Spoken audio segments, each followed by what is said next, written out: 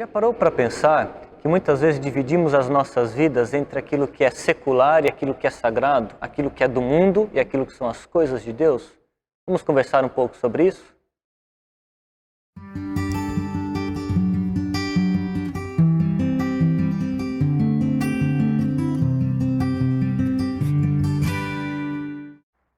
Existe um quadro do século passado chamado Os Dois Caminhos. Neste quadro nós vemos descritos dois caminhos, sendo um caminho largo, onde você tem ali coisas relacionadas àquilo que é chamado do mundo, secular, e o seu final é a perdição. E do lado, dividido por um muro, nós temos um caminho que é o estreito. Neste caminho nós vemos aquilo que é descrito como sendo coisas de Deus, aquilo que é relacionado ao sagrado, e o seu final leva à vida eterna, ao lar celestial. Qual é o problema deste pensamento em dividir o que é secular e aquilo que é sagrado, aquilo que é do mundo e aquilo que é de Deus? O problema é que o cristão ele acaba impregnando na sua mente este conceito e ele divide a sua vida. Aquilo que é secular são as coisas do trabalho relacionado ao intelecto, a sua formação, é a política, é a sua educação. E aquilo que é sagrado são as coisas de Deus, relacionado ao coração, relacionado à devoção pessoal. O problema é que quando nós vivemos o nosso dia a dia, nós não conseguimos dividir a nossa vida. Nós agimos por um todo e devemos agir por um todo. No trabalho, da mesma forma, na escola também.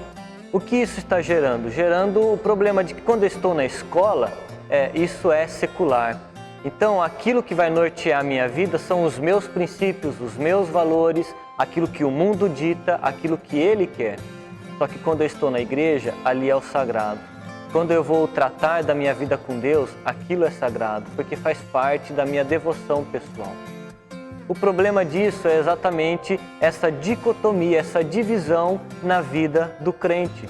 Ele não vê nenhum problema em tomar atitudes que vão contra os princípios e valores de Deus, porque está relacionado àquilo que é secular, é do meu trabalho, o mundo é assim mesmo, o trabalho é assim mesmo, eu tenho que viver dessa forma, porque o mercado de trabalho é assim, na escola é assim, eu tenho que ser formado dessa forma. Mas domingo é diferente.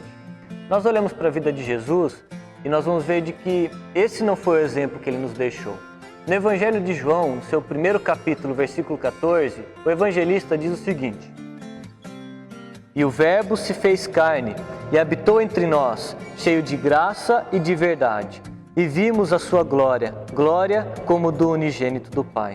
O Criador do universo, que não poderia e não pode ser contido, ele se fez carne, ele habita no nosso meio.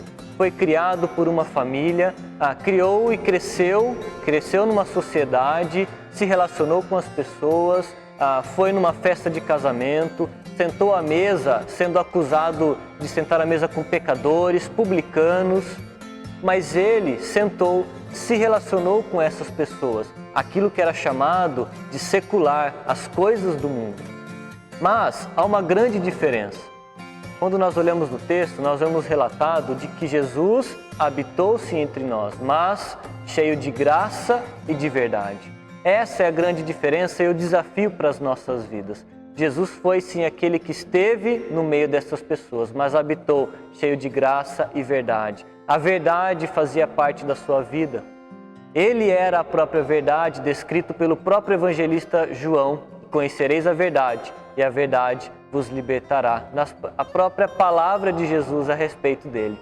O que nós estamos vendo aqui é exatamente este cuidado que o crente deve ter, que o cristão deve ter para a sua vida. Tem uma história de Lutero e o sapateiro. Lutero, certa vez, questionado sobre um sapateiro recém-convertido, ele queria saber o que ele precisava fazer para se envolver, para trabalhar para o reino, para estar presente, para cumprir a vontade do Pai. Lutero olha para ele e diz: "Faça um bom sapato e venda-o por um preço justo." Esse é o nosso desafio. Vivemos a nossa vida na integralidade, na totalidade da vontade do Pai para nós. Deus os abençoe.